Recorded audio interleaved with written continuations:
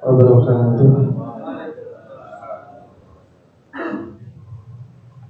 Hamdan wa syukran lillah. Salatan wa salamun ala rasulillah. Nabiyina wa habibina sayyidina Muhammadin abdillah sallallahu alaihi wasallam wa ala alihi wa ashabihi wa mawalah amma ba'd. Allahumma anfa'na bima 'allamtana wa 'allimna ma yanfa'una wa zidna 'ilman fi ma'alimi ya rabbal alamin. Baik, Bapak sekalian, terima kasih. Salam, semoga selalu menjaga dengan salam Allah SWT.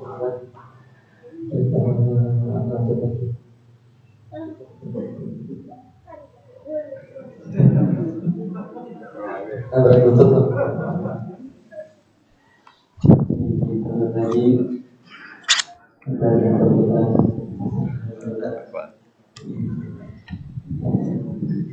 saya banyak kitabnya Simbah Imam Najmuddin Ibnu Qudamah Al-Maqdisi, dan semoga Allah memberikan Allah dan memberikan ilmu manfaat dan asma'nya. Amin ya rabbal alamin.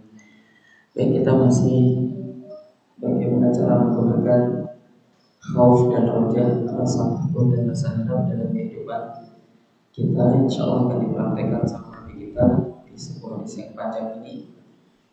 Dan riwayat ini ada di Sahih Bukhari dan Muslim dari hadisnya Abu Sa'id Al-Khudri radhiyallahu anhu.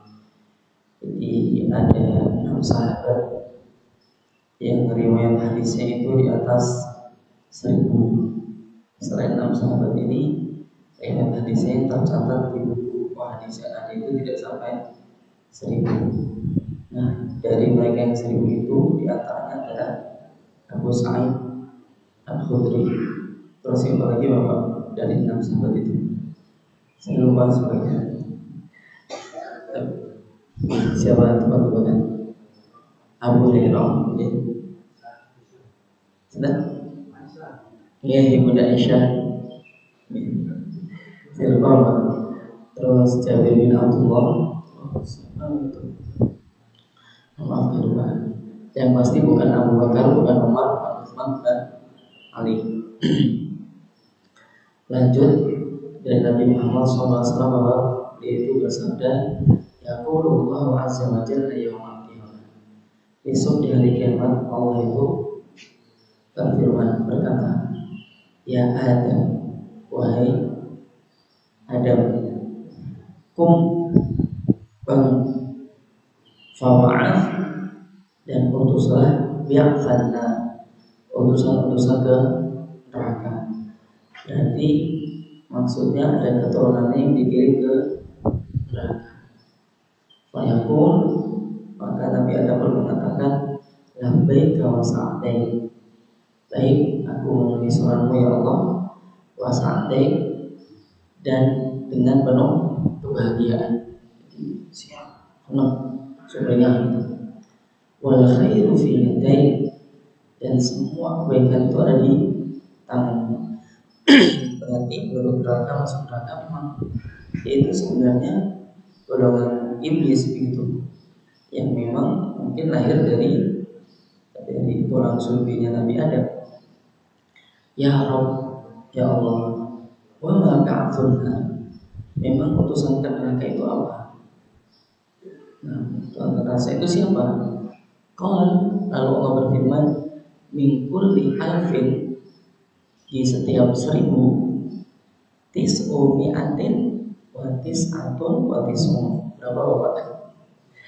Tis'u mi'atin wa tis'atun wa tis'un, 999.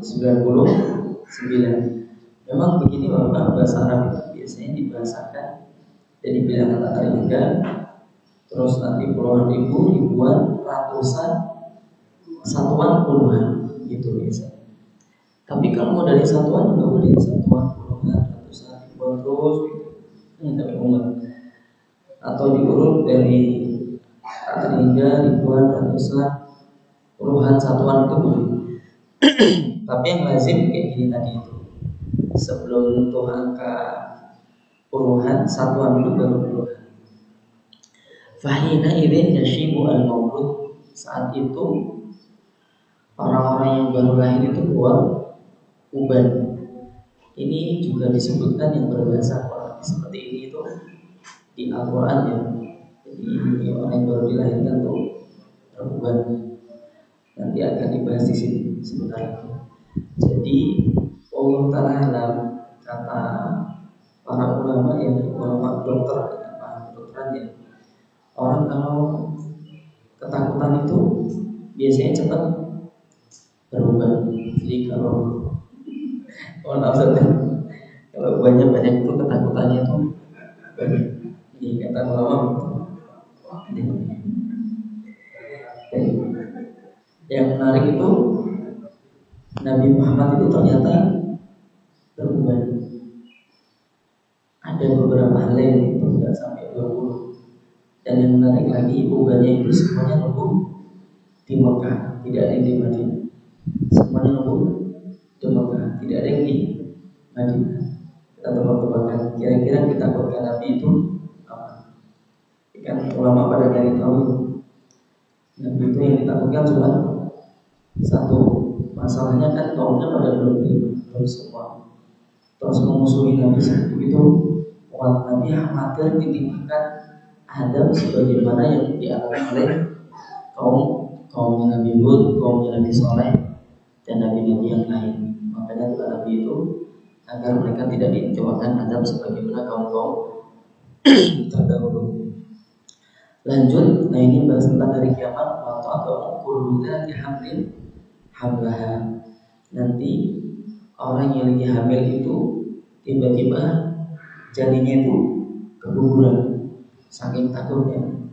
Dan ternyata orang yang ketakutan itu, ibu-ibu hamil yang ketakutan itu jadinya bisa jatuh menurut Al-Quran. Dan ini hari kiamat kan serem banget langsung pada jatuh. Makanya kalau singkat cerita, kalau memang istri kita itu takut dalam posisinya lagi hamil, ya kasih lampu kecil. Karena ketakutan yang sangat itu bisa menyebabkan janin jatuh. Kata Allah ini, wa taron nasa sukara, kau melihat orang seperti orang mabuk, wa ma hum bisukara, tapi mereka itu sebenarnya tidak mabuk, walakin na'adzaballah syadid, tapi siksa Allah itu sangat pedih. Nah ini contoh Rasulullah berdalil pakai ayat itu. Fasyaqqa dzalika 'alan nas. Maka orang itu jadi ketakutan. Bayangkan dari 1000 itu yang masuk surga cuma 1. Ini namanya tahfif. Masih rasa takut yang sangat. Hatta taghayyara wujuhuhum, sampai wajah mereka berubah. Wa qalu, lalu mereka mengatakan, ya Rasulullah, wahai Rasulullah, ayyuna dzalika ruh. Terus dari kita itu yang satu itu siapa? Faqala sallallahu alaihi wasallam, maka Rasulullah pun bersabda, min Ya'juj wa Ma'juj, dari kalangan Ya'juj dan Ma'juj itu tis'umi'atin wa tis'atun wa tis'un. Jadi Ya'juj Ma'juj itu 999, wa minkum wahid, dan kalian itu 1. Faqala nas, maka orang-orang pun menjawab, Allahu Akbar. Masya Allah, memuji Allah dengan bertakbir alhamdulillah setelahnya begitu. Jadi sebagaimana kita tahu, kemunculannya Ya'juj dan Ma'juj ini adalah satu dari sekian banyak tanda-tanda hari kiamat, dan ini satu-satunya memang disebutkan dalam Al-Quran. Tapi kalau yang lain setahu anak tidak, kecuali Isa yang sifatnya tersirat. Yang jenengan tahu tokoh-tokoh yang muncul di akhir zaman itu siapa saja? Nabi Isa, terus terus Imam Mahdi, terus Dajjal, terus Ya'juj Ma'juj. Tapi kalau tak sebutkan secara urut Bapak, nanti kalian bisa baca sendiri di buku namanya Kitabul Fitan, itu ya, buku tentang tanda-tanda kiamat besar. Itu tulisannya Simbah An-Nu'aim bin Hamad, itu gurunya Imam Bukhari. Bukhari itu kuno sekali. Isinya cuma hadis-hadis Nabi riwayat-riwayat dari sahabat senior semacam Ali bin Abi Thalib atau dari tabi'in senior semacam Sa'id bin Al-Musayyib itu gitu. Sa'id bin Al-Musayyib itu Al-Qurashi, satu dari 7 ahli fikih Madinah. Ucapan juga muncul di sana. Kalau nggak sebutkan secara urut, itu yang muncul duluan itu tokoh bukan tokoh, bukan bentuk alam tapi tokoh. Kiamat itu kan membahas biasanya tentang perubahan alam yang belum pernah terjadi sebelumnya, perubahan sikap manusia yang belum pernah terjadi sebelumnya, terus kemunculan tokoh-tokoh, gitu. Kemunculan tokoh-tokoh. Nah, kalau yang tokoh-tokoh itu, kalau secara urut Hashimi, Sufyani, Imam Mahdi, itu apa? Dajjal. Tapi ini ulama sepakat nih. Kita berikan pendapat yang saya suka. Dajjal, terus kemudian Nabi Isa, Ya'juj Ma'juj, Qahtani, Habasyi, terus kemudian matahari terbit dari barat. Dan selesai. Habasyi, pemimpin dunia terakhir itu kata Nabi kita Habasyi, pemimpin dunia, dia seorang kafir. Itu butuh cerita yang panjang ya. Kita fokus saja sama Ya'juj sama Ma'juj. Itu kalau dibahas jadi panjang, kalau tidak tertarik, ya tak ceritakan satu-satu. Bukan guru tertarik. Kita sama kita bahas Ya'juj Ma'juj. Ya'juj Ma'juj itu jadi problem apa? Ya'juj Ma'juj aja. Itu disebutkan di Al-Quran di surat apa Bapak? Yang jangan baca di Jumat itu. Ya. Di surat Al-Kahfi. Tapi disebutkan di surat yang lain juga. Ada. Tidak hanya di surat Al-Kahfi. Kalau saya itu di surat pokoknya bunyi ayatnya begini loh Bapak. Pokoknya bunyi ayatnya begini. Hatta idza futihat Ya'juj wa Ma'juj wa hum min kulli hadabin yansilun. Sampai nanti temboknya itu dibuka, temboknya Ya'juj Ma'juj, maka nanti mereka itu akan keluar dari gunung-gunung, dari bukit-bukit yang silur itu dengan cepat, Ya'juj dan Ma'juj itu manusia, keturunan Nabi Nuh alaihissalam. Kalau nggak salah dari jalur anaknya Yafis. Kalau Dajjal itu juga manusia, itu masih keturunan Nabi Yakub alaihissalam dari Bani Israel. Nah, Ya'juj Ma'juj itu riwayat yang sahih, ciri-cirinya itu apa nih? Mukanya kayak perisai rata, matanya sipit, rambutnya merah. Cina oleh dulu. Tapi ya, ada sih 1-2 ulama yang mengatakan itu mereka. Tapi kan Ya'juj Ma'juj itu di dalam tanah. Riwayat yang tidak benar, maksudnya riwayatnya tidak sahih itu atau tidak benar. Entah benar, tapi kita akan tahu nanti kemudian hari mungkin mungkin bukan zaman kita gitu. Itu kupingnya panjang. Sekali lagi hadisnya tidak sahih Bapak. Tapi bukan berarti kupingnya tidak panjang, Bapak. Kan penentuan sahih itu tidak itu kan gara-gara perawinya kan di antaranya kupingnya panjang gitu. Itu juga dibahas di banyak kitab tafsir. Nanti kalau dia tidur itu satu kuping buat alas, satu kuping buat selimut gitu. Sekali lagi Anda ngomong juga tidak soal. Nah, yang soal lagi Bapak, mereka kan sebagaimana disebutkan di surat Al-Kahfi, kita dalam tanah itu adalah ceritanya itu bahwa Zulkarnain jalan-jalan. Itu nanti jadi kalau baca surat Al-Kahfi itu kan makin ragu kalau bumi itu bulat. Apa? Saya nggak sedang dengan polemik itu. Nah, singkat cerita, dia itu dalam hadis sahih itu setiap hari ngerikitin apa ya, besi yang dipasang oleh Zulkarnain itu ya, Raja Zulkarnain. Terus dikerikitin, terus lubang gitu, terus dia keluar dari tanah, hanya keluar kepalanya, ibusnya. Terus ngomong, belum saatnya kita keluar, masuk lagi. Begitu masuk lagi, temboknya besinya nutup lagi dan lebih kuat 2 kali lipat dari hari kemarin. Tapi setiap lebih kuat, setiap hari dikit-dikit Setiap hari dia melakukan itu, tiap hari Bapak. Dan kepalanya selalu keluar dari tanah. Ya. Belum saatnya turun lagi. Belum saatnya turun lagi gitu. Jadi, sampai tiba satu hari mereka melakukan aktivitas sedikit itu, besi yang tadi nutup selalu nutup, itu nggak nutup lagi, masih luka gitu, masih lubang. Terus begitu mereka keluar, wah itu saatnya terus keluar. Nah, disebutkan di Al-Quran tadi itu dari gunung-gunung bukit-bukit. Saya nggak tahu di Gunung Ungaran ada atau enggak. Gitu lah, apa semua. Sehingga cerita umat Islam saat itu minta izin sama Nabi Isa alaihissalam, ayo kita lawan. Sangat sakti banget tuh. Tapi kata Nabi Isa, jangan. Terus kemudian mereka tetap sembunyi di benteng-benteng itu sampai itu kita itu susah gitu makan tuh.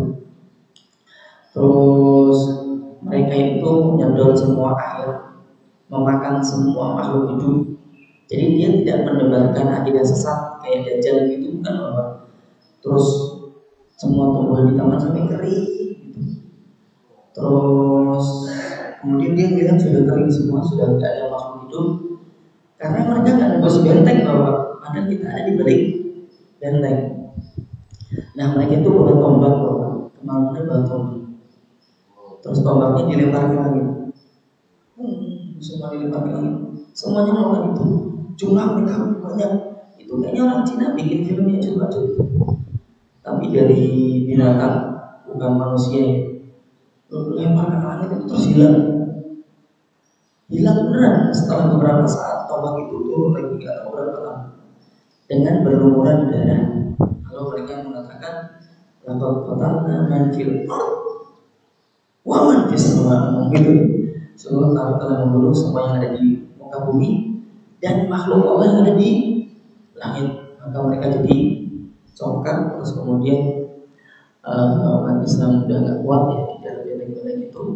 Lalu datang ke Nabi Isa meminta tolong agar memohonkan kepada Allah agar yang jemaat itu dimatikan.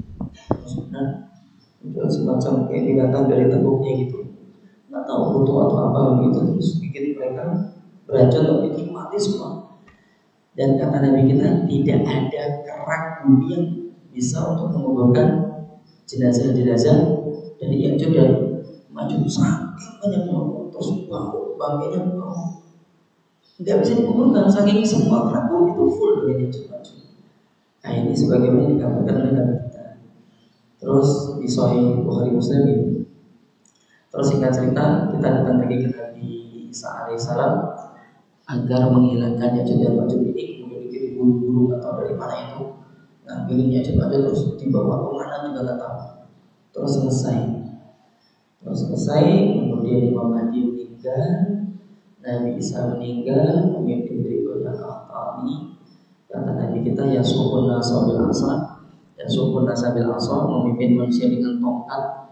Ada yang mengatakan dia ini orang jahat, tapi sebenarnya bukan, dia itu orang baik, pemimpin yang baik. Kenapa aku begini orang-orang? Karena orang-orang sudah pada nggak mau masjid, kaya semua mereka, udah nggak butuh Allah, baik udah kaya, udah nggak butuh Allah, maka digebukin itu untuk ke masjid. Dan Qahtani ini bertahan selama 40 tahun. Terus kemudian nggak tahu setelah itu kapan munculnya pemimpin terakhir, namanya pemimpin seorang Habasyi, orang kulit hitam. Saat itu orang Arab sudah nggak butuh Allah, Ka'bahnya dijual begitu, terus dihancurkan batu demi batu gitu. Diambil satu batu dihancurin, diambil satu batu dihancurin. Udah ada orang udah romak semua. Terus kemudian yang momen-momen sudah nggak mampu tinggal di kota, mereka ngumpet di bawah di gunung. Terus kemudian dikirim angin yang lembut, terus mereka meninggal semua. Baru matahari terbit dari barat. Nah, secara umum kisahnya begitu Pak. Lanjut, kemudian wallahi inilah arju, kata Rasulullah, demi Allah aku sangat berharap antakun ruwa ahli jannah. Sekarang tidak betul lagi, kalian itu masuk seperempat dari penduduk surga, seperempatnya. Nanti sisanya kaum terdahulu, sisanya kaum terdahulu. Wallahi inilah arju antakun ruwa ahli jannah. Bahkan aku berharap kalian sepertiga dari penduduk surga. Wallahi inilah arju an takunu nisfa ahli jannah. Bahkan aku berharap kepada Allah dan kalian itu setengah dari penduduk surga. Setengahnya berarti kaum-kaum terdahulu. Bapak sekalian, kalau kita menyimak hadis Isra dan Mi'raj, siapakah seorang nabi yang kaumnya itu menyaingi tapi tidak sampai menentunya? Banyak sekali selain Nabi Muhammad. Yang terbanyak setelah Nabi Muhammad siapa Pak? Nabi siapa? Masya Allah. Ya Nabi Musa alaihi salam, karena nabi-nabi yang datang setelahnya itu termasuk kaumnya Nabi Musa. Mereka berhubung dengan Taurat. Bahkan Nabi sekelas Nabi Isa pun itu masih berhubung pakai Taurat. Sifat Injil itu hanya menyempurna, tidak mengganti syariatnya Nabi Musa. Maka itu banyak. Lanjut, fakab baronas, maka orang pun berpikir jadi pro. Fakola, Nabi mengatakan, ma'antum yawma idzin finnasi illa kasya'rati al-bayda fi thawri al-aswad aw kasya'rati as-sauda fi thawri al-abyad. Sesungguhnya kalian nanti itu di orang-orang itu seperti rambut yang putih di sapi yang hitam, belang kita tahu, atau di rambut yang hitam di sapi yang putih belang putih sedikit. Masya Allah. Fantur kaifa ja'a bin takhfif. Lihat bagaimana Nabi itu datang dulu dengan menakut-nakuti. Ini cara dakwah. Falamma az'aja ja'a bil lutfi. Ketika mereka ketakutan, kemudian datang dengan sifat lemah lembut. Wa mata itma'annat al-qulub. Kapan hati itu tenang ilal hawa terhadap hawa nafsu, yang bagi antus ijah, maka harus ditakut-takutin. Fa idza syadda qalaquha, kalau sudah berubah yang bagi antus kina lihat tidak amar, maka hendaknya perlu ditenangkan agar perkara itu tenang. Jadi khauf sama roja itu seimbang gitu Pak. Khauf sama roja itu seimbang. Tinggal sedikit Bapak kan. Tak habisin ini biar beda Bapak. Tinggal sedikit. Baca cepat. Waqala Ibnu Mas'ud radhiyallahu anhu, la yaghfiranna Allahu azza wa jalla yaumil qiyamati maghfiratan lam takhtur ala qalbi bashar. Ibnu Mas'ud pernah mengatakan, besok hari kiamat Allah akan mengampuni orang-orang itu sampai orang itu enggak mengira. Sampai orang itu enggak mengira gini kalau diampuni sampai begitu. Kalau sampai gini itu buat tahun di neraka, tapi diampuni oleh Allah sampai orang enggak mengira. Masya Allah. Nah, kisah kayak gini kan juga dikisahkan dalam hadis yang sahih. Jadi yang orang itu lupa, pahalanya semuanya hilang, terus kemudian dosa orang yang digibahi pindah, tiba-tiba diampuni oleh Allah, bahkan dapat anugerah surga yang sangat indah. Lanjut, waruya anna majusiyah, ada satu riwayat seorang majusi istadhafa Ibrahim al-Khalil alaihi salam falam yudhibu. Jadi ada seorang majusi penyembah berhala, penyembah api, datang ke Nabi Ibrahim untuk bertamu, biar dikasih makan. Nabi Ibrahim itu terkenal punya budaya setiap ada tamu pasti beliau motong kambing atau sapi ini. Pokoknya motong binatang yang masih bukan ayam nih. Kita kan dulu ayam ya, beliau kambing atau sapi. Dan itu menjadi tradisi bangsa Arab sampai sekarang. Ceritanya panjang, cerita nanti nggak kelar-kelar. Terus wakal Nabi Ibrahim mengatakan, in aslamta adaftuka, kalau kamu masuk Islam tak terima kamu sebagai tamu. Bahwa Allah Taala ilahi. Lalu kemudian Allah mewahyukan kepada Nabi Ibrahim, ya Ibrahim, wahai Ibrahim, untuk tis'ina sana, semenjak 90 tahun yang lalu itu, utaimuhu, dia tak kasih makan ala kufrihi, dalam kekafirannya, dia kafir kita kasih makan. Fasa Ibrahim alaihissalam khalfahu, lalu orang itu dikejar oleh Nabi Ibrahim. Terus faraddahu akhbarahu fil ditarik, terus diterima sebagai tamu. Terus kemudian dikabari tentang kisah tadi ini itu, bahwa Allah menegurnya. Fata'ajjaba min lutfillahi ta'ala, maka si majusi ini kagum dengan betapa mahal lembutnya Allah SWT. Fa'aslam, kemudian masuk Islam. Terakhir, fahadilah asbabul lati tajtalibu biha ruhur roja ila qulubil khaifin wa ya'sin. Inilah sebab-sebab yang mana roh roja, harap terhadap rahmat Allah itu bisa kita ambil dari hati orang-orang yang pada ketakutan dan orang-orang yang putus asa.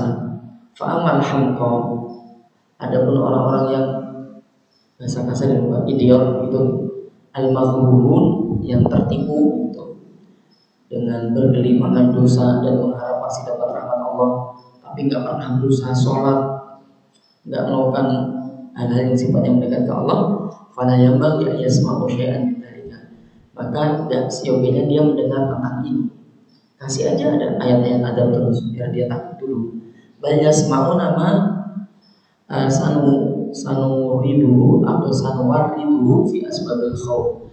Hendaknya dia nanti mendengar hal-hal yang akan kami riwayatkan, kami sebutkan tentang sebab-sebab rasa takut. Fa inna aktsarun nasi, karena kebanyakan manusia di zaman beliau ya, apalagi zaman kita, la yasruquna illa dzalika, enggak layak untuk mendapatkan sebab-sebab roja kecuali yang hanya sebab-sebab khauf saja. Jadi mereka hanya akan dapat ngasih tahu yang sebab-sebab khauf saja.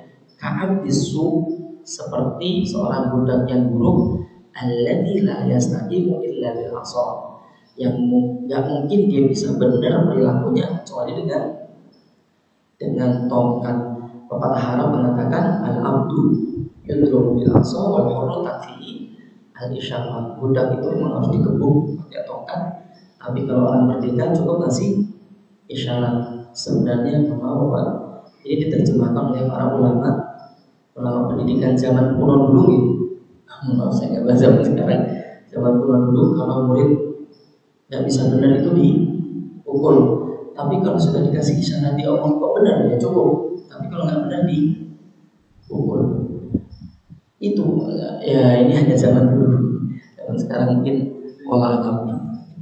Ya subhanakallahumma bihamdika asyhadu an la ilaha illa anta astaghfiruka wa atubu ilaik. Assalamualaikum warahmatullahi wabarakatuh.